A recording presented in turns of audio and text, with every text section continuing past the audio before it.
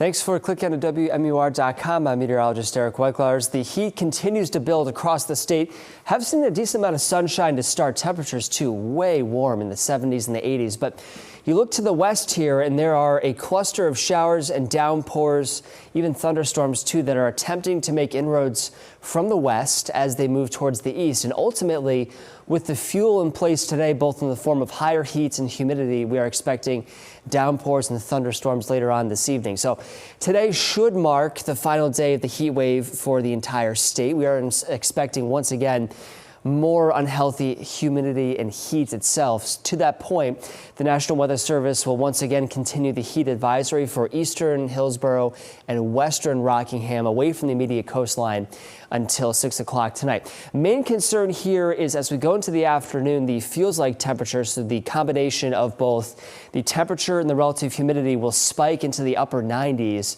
as we go into the second half of the day. So what that means is it's tougher to sweat, and that of course increases the body temperature. So we want to really hit home here the need to stay hydrated and stay cool as we go into the evening hours tonight. Clouds will build. That's the theme as we go into the afternoon. And here comes the thunderstorm and downpour threat as we go into the evening hours. Best chance for the strongest activity will be across southern New Hampshire in and south of Concord.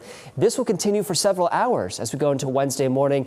And the reason why downpours are so prevalent is because of the soup that's in the air that just lingers in place overnight tonight. So again, a lot of moisture in the air that fuels downpours and storms. Those will continue through the evening hours tonight.